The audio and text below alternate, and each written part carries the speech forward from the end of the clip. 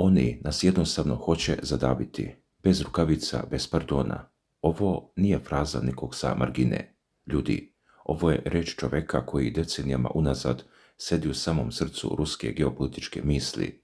Aleksandar Dugin, filozof, politikolog, čovjek koga na zapadu prozivaju Putinovim mozgom, a na istoku slušaju kao proročanstvo, upravo izgovorio nešto što će da odjekne od Moskve do Beograda, od Brisela do Vašingtona. I ono što on sada vidi na horizontu nije običan sukob, nije trgovinski rat, nije još jedna diplomatska afera. Dugin kaže, ovo je rat do istrebljenja, ne vojnog, već civilizacijskog. I Srbija, kako on tvrdi, ili će postati posljednji bastion slobodnog Balkana, ili će nestati sa geopolitičke mape. A na drugoj strani, finski predsjednik Aleksandar Stup izašao je sa predlogom koji zvuči kao da je pao sa Marsa. Evropsku uniju, kaže, treba proširiti na čak 40 zemalja. Ne, nije vam pozilo. Na listi su Ukrajina, Moldavija, Gruzija, Jermenija, Azerbejdžan i Kanada. Kanada, ljudi, država koja fizički leži na drugom kontinentu, članica Petooktanske alijanse, najverniji vazal Vašingtona severno od granice. Kako to izgleda običnom čoveku? Kao čista bizarnost. Kao da neko predlaže da se Japan pridruži južnoameričkoj zajednici. Nema veze, nema logike, nema ekonomskog smisla, ali Dugin upozorava. To nije bizarnost, to je kod. Stup deluje strogo u skladu sa atlantističkom strategijom, kaže ruski filozof. Svih ovih novih 13 zemalja potrebne su ne zbog trgovine ili prosperiteta, one su potrebne da bi se Rusija konačno zadavila u prstenu neprijateljskih država. Sjetite se istorije. Poslije raspada Varšavskog pakta prvi talas ekspanzije, poslije raspada Sovjetskog saveza drugi talas. Sada, kada Rusija pokušava da se digne na noge, dolazi treći i on nije samo ambiciozni, on je smrtonosniji. Dugin ne koristi retoriku, on kaže onako kako jeste. Sada smo pretrpeli kolosalan udarac od kolektivnog zapada i oni nastoje dodatno, kako tvrdi, proširiti svoj utjecaj primanjem sve više teritorija u Europsku uniju, a u stvarnosti u NATO. Ovo je rat koji vodi do našeg strateškog poraza, raspadanja i propasti. Obratite pažnju, on kaže našeg, ne ruskog, nego naš, uključuje sve koji nisu deo tog atlantističkog projekta i to, kako ćemo vidjeti, direktno pogađa Srbiju. Dalje, posebno mesto na Stubovoj listi zauzima Kanada. A zašto baš ona? Šta neko ko predlaže ekspanziju EU ima od toga da uvuče zemlju koja je već u NORAD-u, već u Petooktanskoj grupi, već do guše u američkim obaveštajnim mrežama? Dugin ima odgovor i on je hladan kao sibirska zima. Kaže, Kanada u EU je direktan napad na Donalda Trumpa, objašnjava on. Globalističke elite pokazuju američkom predsjedniku da se neće moći odvojiti od zajedničkog programa. Evo šta to znači. Donald Trump je došao na vlast sa pričom Amerika prvo, povlačenje iz besmislenih saveza, trgovinski ratovi protiv svih pa i protiv svojih. Globalisti, one iste elite koje su gurale ratove u Iraku, Libiji, Siriji, koje su gradile EU kao projekat bez granica, ne mogu to da dozvole. Trump pokušava da izgradi unipolarni svet za sebe, da Amerika bude jedini pol, ali globalisti hoće multipolarni svet pod njihovom kontrolom, sa Evropskom unijom, sa NATO-om, sa institucijama koje oni drže. Kanada u Evropskoj uniji je poruka. Ti, Trumpe, nisi jedini. Mi ćemo tvoje najvjernije saveznike prebaciti u naš tabor. Možeš ti da dižeš zidove, ali mi gradimo mostove koji će da te zaobiđu. Dugin ovo naziva trolanjem, ali odmah dodaje vrlo ozbiljno trolanje, jer iza šale stoji vojna, ekonomska i obaveštajna mašinerija koja već decenijama melje suverenitet malih nacija. A kako Zapad to radi? Kako ubediti Ukrajinu, Moldaviju, Gruziju da je evropska integracija dobra po njih? Dugin objašnjava mehanizam koji je star koliko i hladni rat. Prvo uveravaju Ukrajinu, Moldaviju i Gruziju da su veliki i nezavisne, kaže on, a zatim ih pod krinkom europskih integracija lišavaju preostalog suvereniteta. To je majstorski trik. Probudite nacionalni ponos u maloj zemlji. Recite joj, vi ste posebni, vi niste deo tog ruskog sveta, vi treba da budete deo Europe.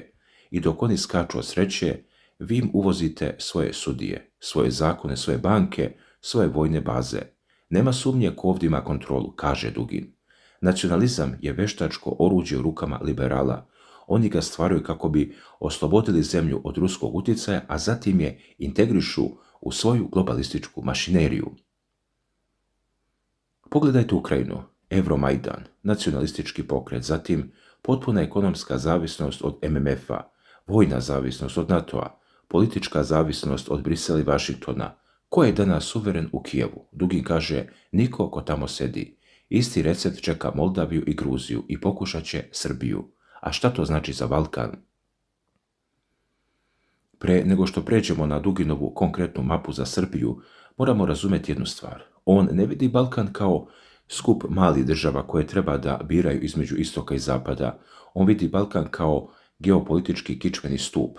Balkan je kroz istoriju bio geopolitička tačka gdje su se ispreplitali interesi velikih sila, Turske, Francuske, Rusije, Austro-Ugarske, Nemačke, a tokom hladnog rata i dve suprotstavljene ideološke sile, rekao je Dugin tokom predavanja na Vojnoj akademiji u Beogradu krajem novembra prošle godine. Danas, kaže, NATO pokušava da ojača svoju kontrolu nad Balkanom, ali Dugin to vidi kao agoniju, ne kao snagu. NATO pokušava ojačati svoju kontrolu nad Balkanom, ali to je samo deo veće agonije urušavanja unipolarnog sveta, tvrdi on i dodaje, Balkan će, kao i Bliski istok, uskoro osjetiti posljedice svjetske tranzicije iz unipolarnog u multipolarni poredak. A šta je taj multipolarni svijet? Nije bipolarnost kao u hladnom ratu, istok protiv zapada, nije unipolarnost, Amerika i njeni vazali. Multipolarnost znači više ravnopravnih centara moći, Rusija, Kina, Indija, Iran, Turska, možda i Ujedinjena Europa, ali ne ova današnja atlantistička Europa, već Europa suverenih nacija. I u tom svijetu, kaže Dugin, Srbija ima posebno mesto. Srbija će postati najjači stup euroazijskog pola na Balkanu. Ovo nije izjava za dnevne novine, ovo je strateško pozicioniranje. Dugin ne priča o tome da Srbija treba da bude ruska marioneta. On priča o tome da Srbija treba da bude samostalan centar moći na prostoru koji je vekovima bio igračka velikih sila. A kako to izgleda u praksi, ljudi? Prvo, vojna neutralnost. Dugin je ponavlja kao mantru. Srbija ne sme da uđe ni u jedan vojni blok, ni u NATO, to je jasno, ni u neki novi istočni blok koji bi eventualno nastao. Neutralnost nije slabost, neutralnost je u Duginovoj knjizi najveća snaga male države. Vojni neutralitet je najbolji strateški izbor za Srbiju, kaže on. Srpska vojska je tradicionalno najjača na Balkanu, to nije samo prednost, to je odgovornost. Zamislimo Srbiju kao švajcarski nož na Balkanu, neutralna ali oštra. Ona može da trguje sa Rusijom, može da trguje sa Kinom, može da razgovara sa Europskom unijom, može, ako uslovi budu pravi, i sa Amerikom, ali niko ne postaja baze na njenoj teritoriji, niko ne komanduje njenom vojskom, niko ne određuje njenu spoljnu politiku, tvrdi Dugin. Pristupanje bilo kom vojnom bloku značilo bi kraj vojne nezavisnosti Srbije, kaže Dugin, i to nije prijetnja, to je konstatacija činjenice. Članica NATO-a ne može da kaže ne Vašingtonu kada je sukob na liniji. Članica Vojnog saveza sa Rusijom ne može da kaže ne Moskvi. Dugin želi Srbiju koja kaže ne i jednima i drugima, ali na svoj način. Dodirnimo sada ono što svakog Srbina boli, Kosovo. Duginova pozicija je na prvi pogled neobična. On ne traži da Srbija odmah uđe na Kosovo sa tenkovima, ne traži novi rat. Ono što on traži je strateško strpljenje. Srbija nikada ne smije priznati nezavisnost Kosova, kaže Dugin, jer to bi automatski dovelo u pitanje region Raška, Sandžak, Vojvodinu i druge delove zemlje. Zamislite kocku koja se ruši. Priznate Kosovo, sutra neko traži autonomiju za Sandžak. Preko sutra neko kaže zašto Vojvodina ne bi imala poseban status. Jednom, kada se otvori Pandorina kutija, teritorijalnih prekrajanja na Balkanu niko nije siguran. Dugin kaže, sačekajte. Geopolitika se menja. Danas velike sile podržavaju takozvano Kosovo. Za 10 godina možda ih neće biti. Za 20 možda će priznanje biti bezvredan komad papira. Rusija i 2/3 sveta ne priznaju takozvano Kosovo, podsjeća on. I u budućnosti će Srbija imati još jaču međunarodnu podršku po tom pitanju. Ovo nije optimizam na silu, ovo je analiza trenda. Multipolarni svijet znači da više nije samo Washington taj koji dodeljuje države i teritorije. Kina, Indija, Brazil, Južna Afrika, sve one imaju svoje interese, a njihov interes nije dalje slabljenje principa teritorijalnog integriteta, jer i one imaju svoje separatističke pokrete. Duginova poruka Srbiji: ne žurite, ne činite neopozive korake, svet se okreće u vašu korist, ali to će trajati. Sada dolazimo do najdubljeg, najmisterioznijeg dela Duginove misli. On nije samo geopolitičar, on je tvorac nove ideologije. Zove se četvrta politička teorija. Prva je bila liberalizam, demokratija, ljudska prava, tržište. Druga, komunizam, klasna borba, revolucija, planska ekonomija. Treća, fašizam, nacija, rasa, vođa. Sve tri su po Duginu propale. Liberalizam se pretvorio u globalističku diktaturu. Komunizam je nestao sa istorijske scene. Fašizam je poražen i demonizovan. Četvrta teorija nema jedan univerzalni model. Svaki narod treba da izgradi svoju verziju na osnovu svoje tradicije, istorije, kulture. Liberalizam je postao totalitarni sistem koji teži da ukine sve kolektivne identitete, religiju, naciju, porodicu, pa čak i pol, kaže Dugin. On vodi, kaže, uništenju čovečanstva pod maskom individualnih sloboda. Šta to znači za Srbiju? Dugin kaže, Srbija ne treba da kopira ni Rusiju, ni Kinu, ni Ameriku. Ona treba da razvije srpsku četvrtu političku teoriju. Ona koja poštuje pravoslavnu tradiciju, ona koja čuva porodicu, onu koja veruje u naciju, ne u fašističkom smislu, već u smislu zajedništva, krvi i kulture, onu koja odbacuje rodnu ideologiju i druge proizvode zapadnog liberalizma. Zvuči apstraktno. Dugin to prevodi na konkretan jezik. Srbija bi mogla da postane uzor alternative, kaže on. Ne samo oslanjanjem na Rusiju, već i izgradnjom sopstvenog geopolitičkog bloka. To je ključ. Dugin ne želi Srbiju koja čeka instrukcije iz Moskve. On želi Srbiju koja zrači sopstvenom snagom na ceo Balkan. A kako to izgleda? Balkan pod srpskim geopolitičkim vodstvom. Dugin ima konkretan koncept. Zove ga Velika istočna Evropa. Zamislite prostor koji uključuje Balkan, Mađarsku, Rumuniju, pa čak i Baltičke države. Ne kao Sovjetski Novi Savez, ne kao vojni blok, već kao zajednički geopolitički prostor koji samostalno odlučuje o svojoj sudbini. Srbija ne bi trebalo da se ograničava na svoju teritoriju, kaže Dugin. Treba strateški razmišljati u širem kontekstu, na nivou celog Balkana, istočne Evrope pa dalje prema Evroaziji i Bliskom istoku. Šta to znači na nivou konkretne politike? Prvo, ekonomske veze. Srbija treba da bude most između ruskih energetskih resursa, kineskih investicija i evropskog tržišta. Ne kao prolaz, već kao čuvar kapije. Kada kamion prođe kroz Srbiju, deo zarade ostaje u Srbiji. Drugo, bezbednosne veze. Srbija sa svojom neutralnošću može da bude mesto gde se susreću ruski, turski i evropski obaveštajci, ne kao špijunska rupa, već kao neutralni teren za dogovore. Treće, kulturne veze. Dugin često ponavlja, Srbi i Rusi su braća po veri, po pismu, po duši, ali ne zato što tako kaže Moskva, zato što je to istorijska činjenica i tu vezu treba graditi, ali ne na uštrb srpskog identiteta. Svaki narod će graditi svoju verziju četvrte političke teorije, kaže Dugin. Srbija treba da razvije svoju, istovremeno poštujući druge balkanske narode i njihove identitete. To je osjetljiva poruka, jer Balkan je pun starih rana, Dugin to zna. Zato on ne priča o velikoj Srbiji, koja gazdi drugima. On priča o Srbiji kao lideru koji vodi primjerom, a ne silom. A šta je sa Evropskom unijom? Sada dolazimo do pitanja koje svaki Srbin postavlja. Šta nam je činiti sa EU? Duginov odgovor će iznenaditi mnoge. On ne traži da Srbija otera evropske pregovarače. On ne traži izlazak iz procesa pridruživanja. Ono što on traži je drugačiji odnos prema Europi. Europska unija nije zasnovana na autentičnim europskim vrednostima, kaže Dugin.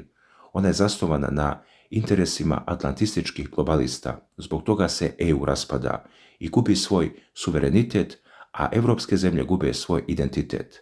Pogledajte šta se dešava u samoj Europi. Mađarska, dok je bila pod Orbanom, stalno na udaru Brisela zbog nedostatka demokratije. Poljska, sukob oko pravosuđa. Njemačka, ekonomska kriza, migrantska kriza, politička fragmentacija. Engleska izašla, Francuska se trese. Dugin kaže, EU kao projekat umire. Ono što dolazi posle nije jača unija, već Europa nacija, i u toj Europi nacija Srbija ima šansu da bude uzor. Zamislite Srbiju koja je istovremeno u procesu europskih integracija, ali ne prihvata sve što je se servira, koja pregovara iz pozicije snage jer ima alternative, Rusija, Kina, koja kaže hoćemo ekonomsku saradnju, nećemo političku diktaturu iz Brisela.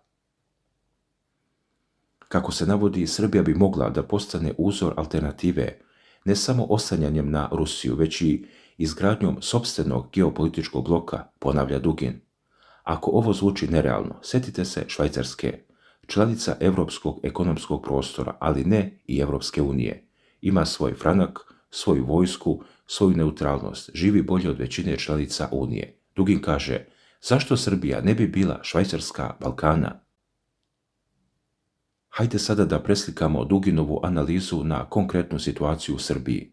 Srbija je danas u čudnoj poziciji, zvanično kandidat za članstvo u EU, istovremeno vojno neutralna, iako to niko ne priznaje zvanično, jer nema zakona o neutralnosti. Istovremeno bliski odnosi sa Rusijom, sankcije nisu uvedene, energetska saradnja, istovremeno sve veća ekonomska zavisnost od Kine. Gledano iz Duginove perspektive, ovo je idealna pozicija, ali samo ako se ne pređe u neku ekstremu. U slučaju potpune zavisnosti od Zapada, Srbija će izgubiti svoj suverenitet i praktično nestati kao samostalan faktor, kaže Dugin. Šta to znači? Zamislite da Srbija uvede sankcije Rusiji, da pošalje vojsku u neku NATO misiju, da prizna Kosovo, da u potpunosti uskladi zakone sa Briselom, uključujući i one o rodnoj ideologiji, o imovini i medijima. Dugin kaže, to bi bio kraj Srbije. Ne fizički, već politički. Postali biste još jedna baltička država, samo toplija, sa zvezdicom na mapi, ali bez stvarne moći da išta odlučujete, a sa druge strane, potpuna zavisnost od Rusije nije ništa bolja. Dugin to ne kaže eksplicitno, ali iz njegovih reči proizilazi, on ne želi srpske baze za rusku vojsku, ne želi da ruski oligarsi kupuju sve što stigne, ne želi da se ćirilica zameni ruskim zakonima.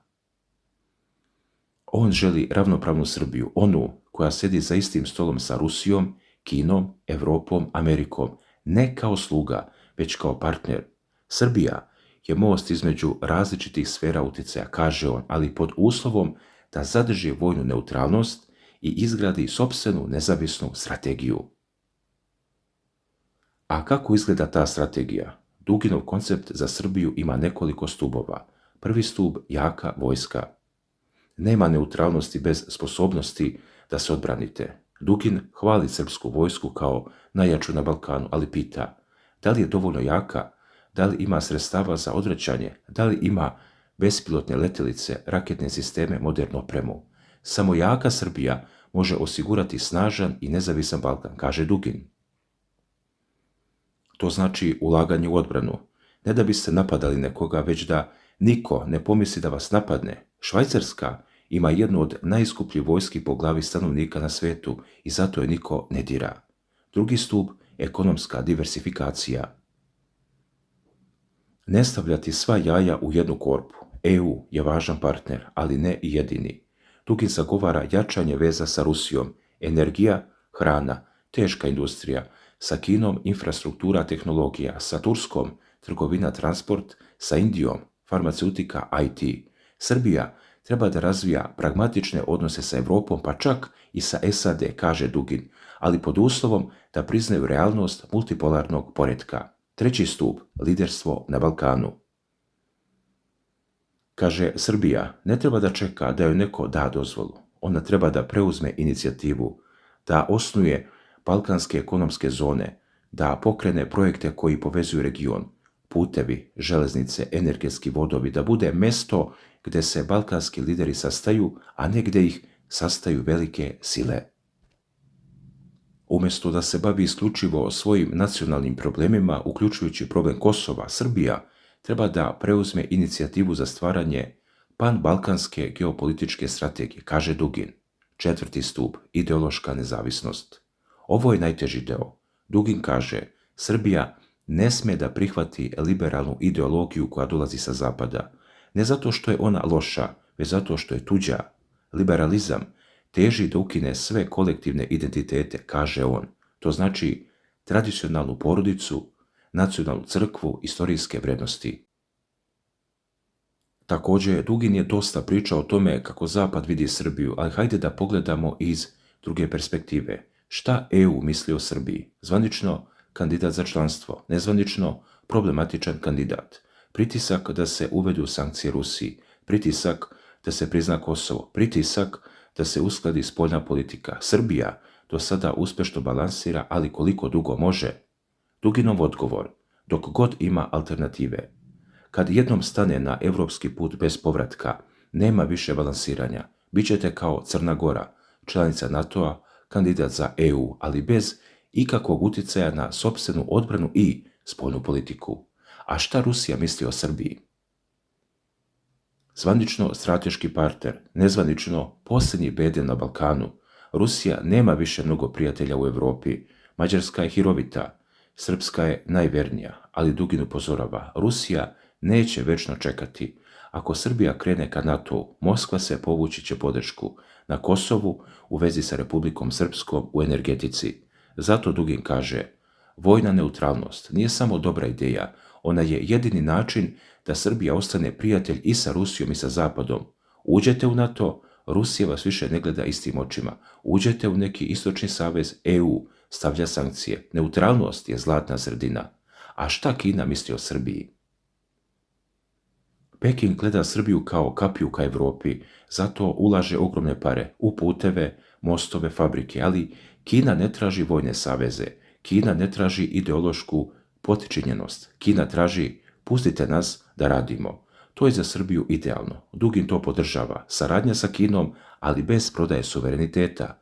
A šta Amerika misli o Srbiji?